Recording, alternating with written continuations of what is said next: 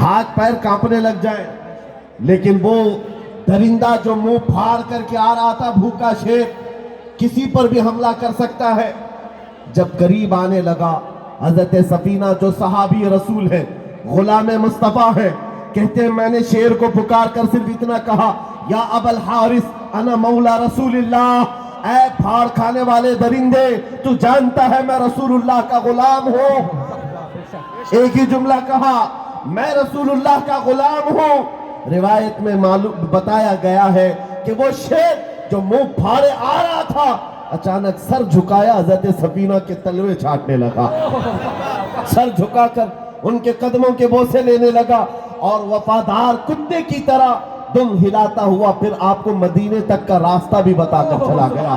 ایک بات یاد رکھو، جو نبی کریم صلی اللہ تعالیٰ علیہ وسلم کا ہو جاتا ہے، مولا تبارک و تعالیٰ کائنات اس کی طرف پھیر دیتا ہے. اسی لیے میں نے کہا، میرے مرشد گرامی حضور تاج الشریعہ رحمت اللہ تعالیٰ علیہ ایک بات فرماتے تھے، اور بڑے گرو کی بات ہے، فخر کی بات ہے. وہ کیا ہے؟ سنو. آپ کا نعتیہ کلام آپ نے سنا ہوگا، حضور تاج الشریعہ کا مشہور زمانہ نعتیہ کلام ہے، منور میری آنکھوں کو میرے شمس الضحیٰ کر دے، غموں کی دھوپ میں وہ سائے زلف دتا کر دے، جہاں بانی عطا کر دے، بھری جنت ہبا کر دے، نبی مختار کل ہے جس کو جو چاہے عطا کر دے. لیکن تاج الشریعہ کا یہ شعر توجہ چاہتا ہوں. فرماتے ہیں، جہاں میں ان کی چلتی ہے، جہاں میں ان کی چلتی ہے، وہ دم میں کیا سے کیا کر دے، زمین کو آسماں کر دے، سریا کو سرا کر دے.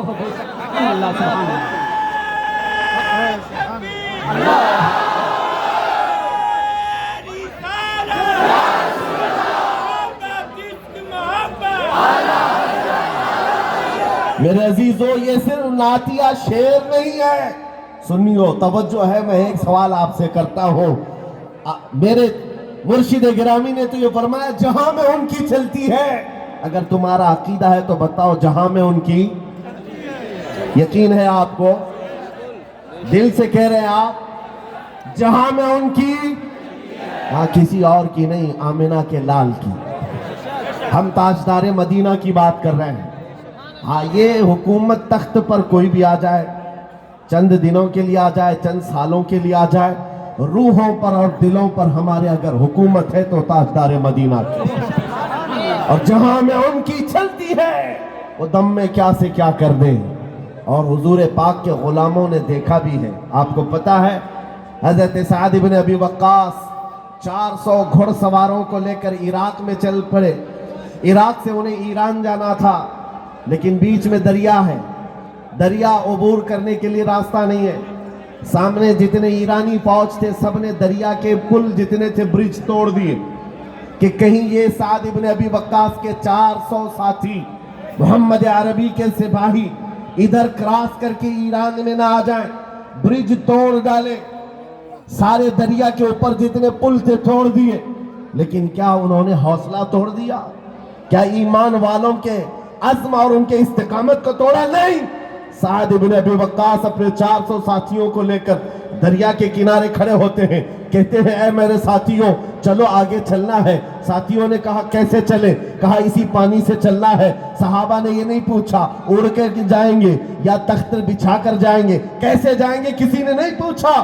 سعد بن ابی وقاص نے کہا میں اپنا گھوڑا پانی میں ڈالتا ہوں، تم بھی میرے پیچھے پیچھے چل پڑنا. یہ میں رسول پاک کی بات نہیں کر رہا ہوں، نہ کسی رسول یا کسی نبی کی، بلکہ رسول اللہ کے غلاموں کی بات کر رہا ہوں. سعد بن ابی وقاص کہتے ہیں کہ ہم نے گھوڑے اس یقین کے ساتھ ڈال دیے تھے کہ پانی پر بھی تو ان کی چلتی ہے. اور جیسے ہی گھوڑے انہوں نے دریائے دجلہ میں ڈالے، ارے دریائے دجلہ کی گہرائی اتنی زیادہ ہے کہ آج اگر اندر کوئی چیز ڈالی جائے تو 10 منٹ لگ جائے پہنچنے کے لیے، گہرائی ہے.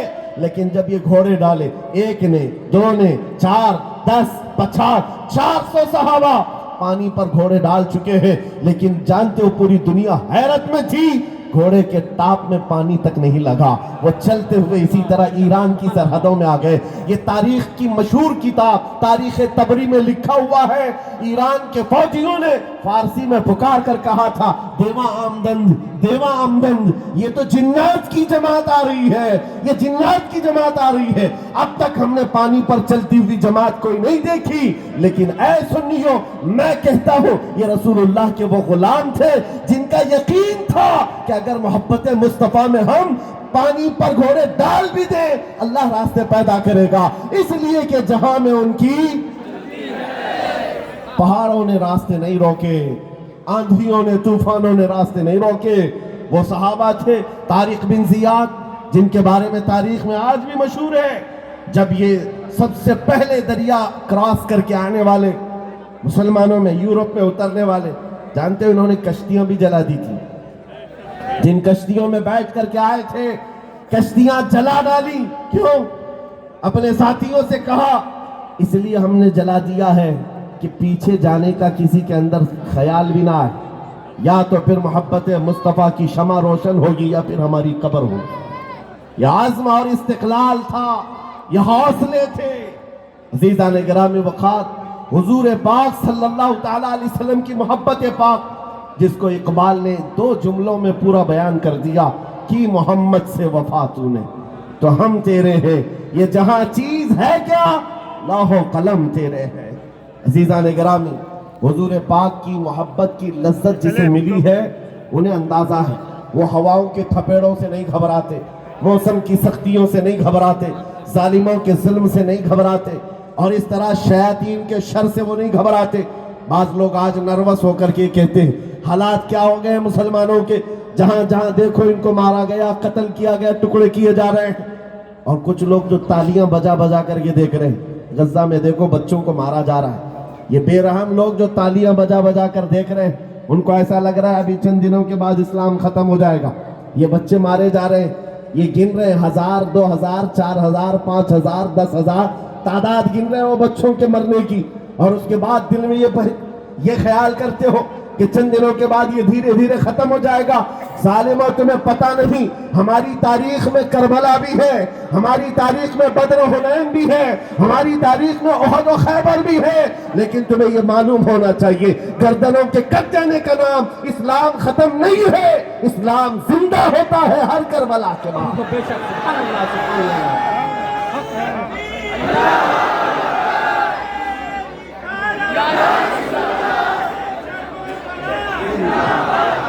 نروس ہونے کی ضرورت نہیں، حالات کے ساتھ۔ ابھی اس وقت کیا چل رہا ہے؟ اندھیرا ہے، رات کا وقت ہے نا، سب کو پتا ہے، لیکن کوئی گھبرایا ہوا نہیں ہے۔ سب کو پتا ہے جو مولا رات لایا ہے وہ صبح بھی لائے گا، جو رات کے اندھیریاں لایا ہے وہ سورج بھی طلوع کرے گا۔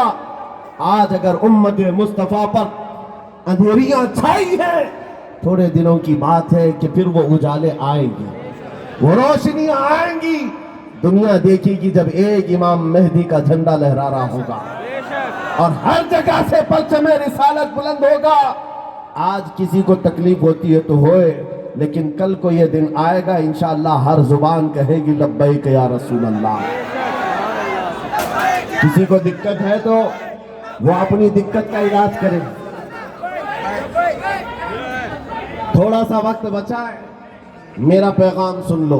میں نے شروع میں ہی کہا بے دام ہی بک جائیے بازار نبی میں، بے دام ہی بک جائیے بازار نبی میں، اس شان کے سودے میں خسارے نہیں ہوتے۔ اے نوجوانوں، خاص طور پر آج پوری دنیا تمہارے چال چلن کی طرف دیکھ رہی ہے، تمہارے طور طریقے کو غور سے دیکھ رہی ہے۔ ایک بات بتاؤ، ایک بات دل پر ہاتھ رکھ کر کے پوچھتا ہوں، آپ بھی اپنے ضمیر کو بیدار سمجھتے ہو تو مجھے جواب دو۔ دنیا اگر تمہیں رسول اللہ کا غلام کہتی ہے تو کیا تمہیں کسی کو اعتراض ہے؟ کسی کو برا لگے گا؟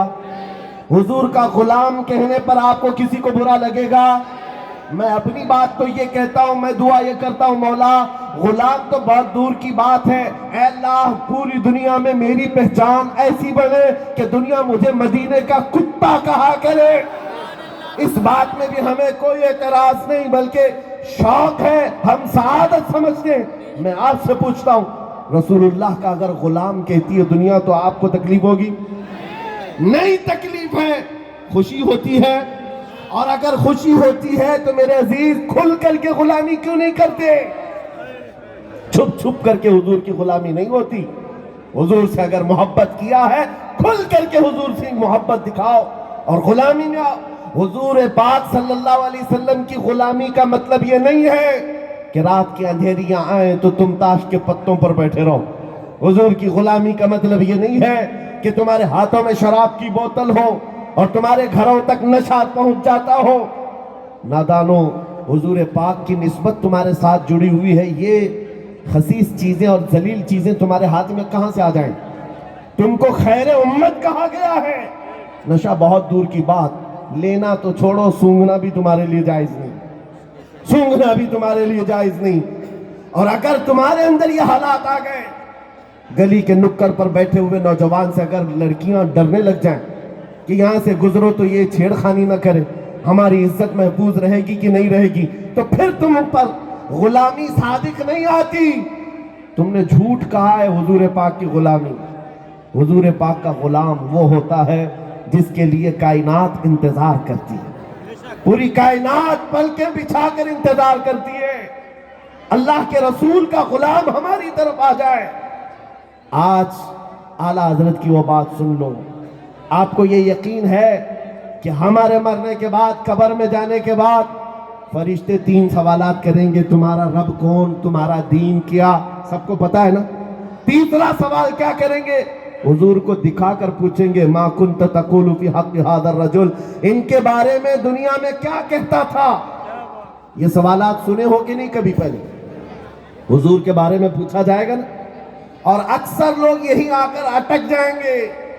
بہتوں کو تو یہ جواب تو پتا ہے، میرا دین اسلام ہے، میرا رب اللہ ہے. لیکن حضور کی طرف آ کر بہت سارے منافق کہیں گے ہاں ہاں لا ادری، مجھے افسوس میں نہیں جانتا. لیکن جو حضور پاک صلی اللہ علیہ وسلم سے دنیا میں بے پناہ محبت کرتا تھا، قبر میں جب اسے پوچھا جائے گا تو اس کا جواب کیا ہوگا؟ اس کا جواب شاعر کے شعر میں اس طرح ہوگا، اب تو پائے ناز سے اے فرشتوں کیوں اٹھوں، ارے مر کے پہنچا ہوں یہاں اس دل ربا کے واسطے. مر کے پہنچا ہوں یہاں اس دل ربا کے واسطے. اور جب تمہیں پتا ہے کہ قبر میں ان کو آنا ہے اور منہ دکھانا ہے اور حضور پاک کی طرف اشارہ کر کے جب پوچھا جائے جواب دوں گا تب نجات ہوگی. اور آخرت کے بارے میں پوچھتا ہوں میں آپ سے، آپ کو یہ بھی حدیث سنائی گئی ہوگی، بچپن سے علماء سے سنتے آئے ہوں گے، پوری مخلوق آدم علیہ السلام کے پاس جائے گی، وہ کسی اور نبی کے پاس بھیجیں گے. نبیوں کے پاس گھومتی پھرتی یہ مخلوق رسول اللہ کے پاس آئی. میرے آقا فرمائیں گے آج میں تمہاری شفاعت کے لیے بیٹھا ہوں. یہ حدیث بھی بچپن سے سنا ہے نا، سنا ہے. اور پھر نبی پاک صلی اللہ علیہ وسلم سفارش کریں گے، جس کا ہاتھ میرے آقا پکڑ لے اس کے لیے جنت واجب ہے. حضور پاک اس کو پکڑ کر جنت میں لے جا رہے ہوں گے. دو ہی باتیں میں پوچھتا ہوں میرے عزیزوں، جب قبر میں بھی حضور پاک کے علاوہ کوئی چارہ نہیں ہے اور حشر میں بھی ان کے علاوہ کوئی چارہ نہیں ہے، وہ جو نہ تھے تو اور وہ جو نہ ہو تو، زندگی میں بھی وہ جو نہ ہو تو اور قبر میں بھی وہ جو نہ ہو تو، حشر میں بھی وہ جو نہ ہو تو، اگر نبی نہ ہو تو کچھ نہیں ہے. پھر سنو، بریلی کے امام کہتے ہیں آج لے ان کی پناہ، آج مدد مانگ ان سے، آج لے ان کی پناہ، آج مدد مانگ ان سے، کل نہ مانیں گے قیامت میں اگر مان گیا. آج تمہیں اس دربار میں آ جانا ہے. اور دیکھو میرے عزیزوں، آج یہ ہجوم ممبئی کی سڑکوں پر، میں یہ صرف یہاں کی بات نہیں کر رہا ہوں، کل میں بنگال کی کھاڑیوں سے آیا، بہار کے کئی علاقوں میں جس مجمع کے پاس جائیں یہی انداز ہے. سارے مسلمانوں کا ڈی این اے عشق رسول میں ایک ہی نظر آتا ہے، ہر جگہ ایک ہی ہے، ایک ہی طور طریقہ ہے. لیکن میں آپ کو بتاتا ہوں، یہ منبر پر جو مجھے عزت دی گئی ہے یا میرے انتظار میں یہ محفل سجائی گئی ہے، وہ اس لیے نہیں ہے کہ رولنگ پارٹی کا کوئی نیتا آیا ہوا ہے یا سکتہ دھاری کوئی ممبر آیا ہوا ہے. نہیں میرے عزیزوں، ہمیں جو عزت ملی ہے وہ بات صرف اتنی ہے، یا رسول اللہ جب تک بکے نہ تھے تو کوئی پوچھتا نہ تھا، تم نے خرید کر ہمیں انمول کر دیا. یہ نسبت مصطفیٰ کی بات ہے. اسی لیے پھر میں دہرا رہا ہوں بار بار یہ بات، آ جاؤ دامن مصطفیٰ میں، آ جاؤ ایک بار اس بازار میں اپنے آپ کو بیچ دو. बाजार में बेचने का मतलब ये नहीं है कि तुम दुनियावी अय्याशियां यूं ही जारी रखो। अभी मैं नारा लगाऊंगा तो सब जवाब देंगे। मैं कहूंगा इस्लाम, क्या कह रहे हैं? इस्लाम जिंदाबाद। ये दिल से कह रहे हैं आप? इस्लाम। फिर मैं आपसे पूछता हूं, घर में जाओ तो घर में तुम्हारी बेटियों पर इस्लाम जिंदाबाद क्यों नहीं दिखता? घर में तुम्हारी बीवियों पर इस्लाम जिंदाबाद क्यों नहीं दिखता? शादियों के महलों में जाओ तो वहां इस्लाम कहां गायब हो जाता है? फिर तुम्हारे रोजमर्रा की जिंदगी में इस्लाम कहां चला गया? मेरे अजीजों, फिर दिल से पूछो। मैंने तो हर जगह नारा लगाया इस्लाम जिंदाबाद, लेकिन ये कैसा झूठ है कि घर में इस्लाम को जिंदा नहीं रखना चाहता और सड़कों पर इस्लाम जिंदाबाद। इब्तिदा अपने घर से हो, इब्तिदा अपनी जिंदगी से हो। शर्म है उन नौजवानों पर जो हुजूर की सुन्नत नहीं रखना चाहते और जान देने की बात करते हैं। हुजूर पाक पर जान देने की बात और हुजूर पाक की सुन्नत से दूरी, ये मेल नहीं खाती बात। ये अमल और कौल में मेल नहीं खाती है बात। इसलिए आओ, हम जब नारा लगाते और बात करते हैं तो मुकम्मल यकीन के साथ और आज अहद करके उठेंगे इंशाअल्लाह। अहद करके उठेंगे। क्या अहद करेंगे? जिंदगी ये नहीं है किसी की किसी के लिए, जिंदगी है नबी की। जरा ऊंचा, जिंदगी है नबी की। अरे ना समझ मरते हैं जिंदगी के लिए, जीना मरना है सब कुछ। या रसूल अल्लाह, दहन में जुबान तुम्हारे लिए, बदन में है जान। हम आए यहाँ, उठे भी वहां, जमीन और जमान, मकीनो मकान, चुनी नो चुना और बने दो जहां। जब सबका ये यकीन है कि रसूलुल्लाह के लिए हमने वक्त कर दिया है, हमारी जुबान भी, हमारी जान भी, हमारा आना भी, हमारा उठना भी सब रसूलुल्लाह के लिए है, तो क्या ही अच्छा होता कि दुनिया देख करके तुम्हारा नाम पूछ करके पहचानना चाहती है। तुम जब पूछते हैं तुमसे नाम क्या है तुम्हारा, नाम कुछ बता दिया, उससे भी पता नहीं चला बबलू नाम है। फिर पूछा कि पता नहीं चल रहा किधर का है। बाप का नाम पूछा, बाप का नाम राजा बताया, वहां भी नहीं पता चला। फिर दादा का नाम पूछा, कुछ नहीं कॉमन लग रहा है। ऐ नादानो, अगर किसी को पहचानना हो, मेरा नाम क्यों पूछे, मेरे बाप का नाम क्यों पूछे, मेरे दादा का नाम क्यों पूछे? मेरी आइडेंटिटी के लिए इतने नामों को पूछने की जरूरत ही क्या है? अपने आप को ऐसा बनाओ जिस गली से गुजर जाए बगैर नाम पूछो पुकार कर कहे ये ताजदार मदीना का गुलाम नजर आता। तुम्हारी चाल चलन बताए कि नबी पाक सल्लल्लाहु अलैहि वसल्लम का मुहिब है। बस मेरी गुफ्तगू खत्म होने को आ गई है। आखिरी चंद जुमले समाप्त कर लें। हुजूर पाक सल्लल्लाहु तआला अलैहि वसल्लम की वफादारी में अगर जिंदगी नहीं गुजारोगे तो बहुत सख्तियां देखनी पड़ेंगी, बहुत सख्तियां देखनी पड़ेंगी। आज जो जिल्लत और रुसवाइयां हैं, इसका एक सबब है, कुरान कहता है फलयहज़रिल्लज़ीना युखालिफूना अन अम्रिही अन तुसीबहुम फितना औ युसीबहुम अज़ाबुन अलीम। मेरे रसूल के हुक्म की मुखालफत करने से बचो, वरना क्या होगा? अल्लाह फरमाता अन करीब तुम फितनों में मुब्तला किए जाओगे या दर्दनाक अज़ाब में गिरफ्तार हो जाओगे। दो चीजें हैं, या फितनों में मुब्तला हो जाओगे या दर्दनाक अज़ाब में गिरफ्तार हो जाओगे। और आज दोनों चीजें हम देख रहे हैं। हम फितनों में भी मुब्तला हो गए और एक तरह के अज़ाब में भी आ गए। ये सिर्फ और सिर्फ वजह है रसूल पाक सल्लल्लाहु तआला अलैहि वसल्लम की मोहब्बत से दूरी। अज़ीज़ान गिरामी वक़ार, आपको पता है जिसको ये आशनाई मिलती है, जिसको ये लज्जत मिलती है हुजूर पाक की, फिर उसके आंखों में कोई चीज नहीं जचती, फिर उसको कोई चीज अच्छी नहीं लगती। एक नौजवान ऐसा था, एक नौजवान ऐसा, खालिद बिन वलीद सैफुल्लाहिल मसलूल। आपको पता है आपके साथ जितने नौजवान थे उनको खरीदने के लिए क्या क्या कोशिशें की गई। मैं जो बात कह रहा हूं इसको सुन लो। 3 नौजवान एक बादशाह की कैद में आ गए थे। बादशाह ने उनसे कहा कि तुम मेरे दीन पर आ जाओ, मैं तुम्हें ओहदा भी दूंगा, मनसब भी दूंगा। भाइयों ने इनकार किया। बड़े भाई को खोलते हुए तेल में डाल दिया गया, दूसरे को पूछा गया, उसने नहीं कबूल किया, उसको भी खोलते हुए तेल में डाल दिया गया। ये मॉब लिंचिंग आज से नहीं चल रही है, वर्षों से चल रही है। हाँ, पकड़ करके मारना, कत्ल कर देना। बादशाह के पास ताकत थी, कुव्वत थी, 3 भाइयों में से 2 को जला दिया, تیسرا جو تھا 22 سال کا نوجوان، وزیر نے کہا بادشاہ سلامت یہ نوجوان میرے ہاتھ میں دے دو، 1 مہینے کا ٹائم دو، اس کا پورا مائنڈ چینج کر کے لاؤں۔ اور ہر زمانے میں نوجوانوں کو خریدنے کے لیے 2 ہی طاقتیں ہیں، ایک عورت ہے، دوسری دولت ہے۔ عورت اور دولت کے ذریعے سے کتنے لوگوں کا ایمان خریدا جاتا ہے۔ وزیر نے اس نوجوان کو اپنے ہاتھوں میں لے لیا اور گھر لے گیا۔ گھر لے جا کر کے اپنی حسین و جمیل بیٹی، جس کے رشتے کے پیغامات بڑے بڑے بادشاہوں کے شہزادوں سے آتے تھے، اس لڑکی کو لگا دیا کہ تو 1 مہینے کا ٹائم ہے، اس کا دل اپنی طرف کھینچ لے اور اس کا مائنڈ چینج کر اپنے دین میں داخل کر لے، منہ مانگا انعام بادشاہ سے دلا دوں گا۔ ہوا، لڑکی بھی تیار، اور نوجوان لڑکا ہے جس کے پاؤں آج بہت جلدی پھسل جاتے ہیں۔ ان کے لیے میں کہہ رہا ہوں، کیوں پھسلتے ہیں پتہ ہے؟ کیوں تمہارے پاؤں پھسل جاتے ہیں؟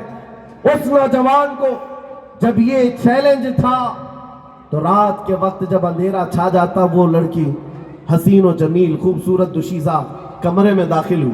جیسے وہ داخل ہوتی، یہ مصلی بچھاتا اور سجدے میں چلا جاتا۔ وہ کھڑی انتظار کرتی، یہ سجدے سے اب اٹھے تب اٹھے۔